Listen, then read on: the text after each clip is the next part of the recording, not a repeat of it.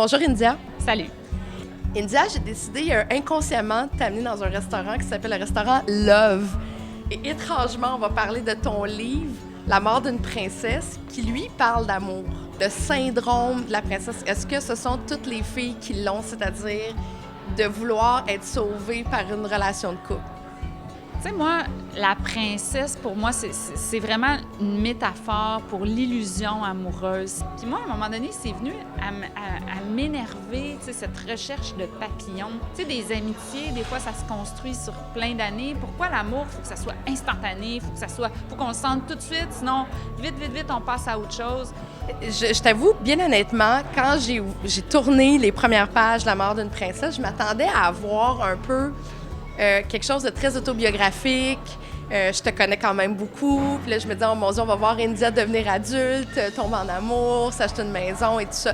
Et pas pantoute. Tu t'es vraiment distancé du sujet. Tu as créé un personnage qui s'appelle Sarah, qui n'est pas la transposition d'India Desjardins.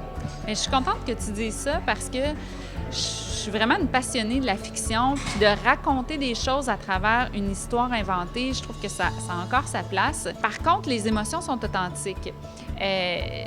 Ce livre-là, j'aurais pas pu l'écrire si j'avais pas vécu ce que j'ai vécu et si j'avais pas rencontré mon nouveau copain, parce que j'ai été très longtemps célibataire.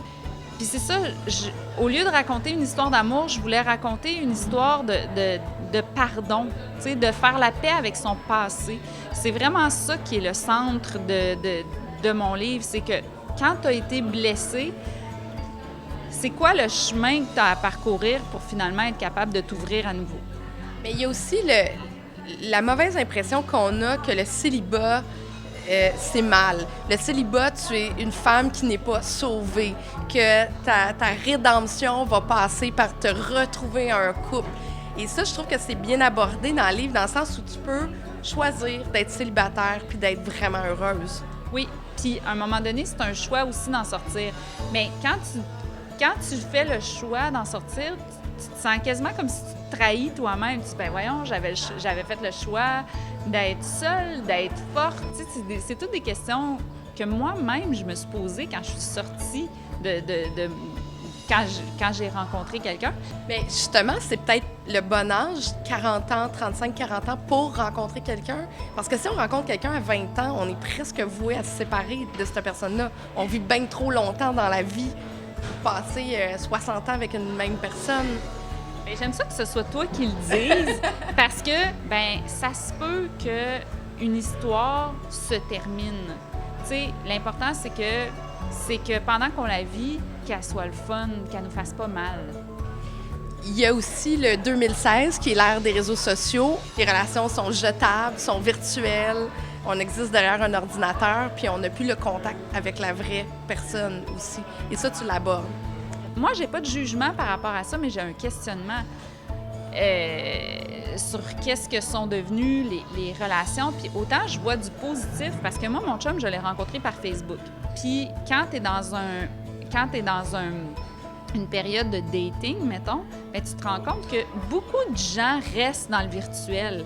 Puis que quand tu veux sortir du virtuel pour aller dans le réel, c'est difficile. À un moment donné, ton personnage, il y a une scène où elle rencontre quelqu'un dans une date et le gars lui dit « Ben voyons donc, je peux pas être avec une fille comme toi, t'es bien trop hot. » Mais tu sais, ça aussi, c'est une nouvelle réalité. Les filles sont hot, les filles se démarquent, les filles ont des carrières.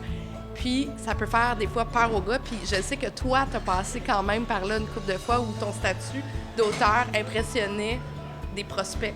C'est pour ça que je trouve que le processus de dating demande beaucoup d'humilité. Parce que les raisons pour lesquelles tu n'intéresses pas quelqu'un, c'est des fois totalement hors de ce que tu peux imaginer. Puis c'est même pas quelque chose que tu peux améliorer ou changer, c'est juste comme ça. T'aimerais pas ça, après ça, nous pondre un beau roman cochon? Merci beaucoup, India. Merci.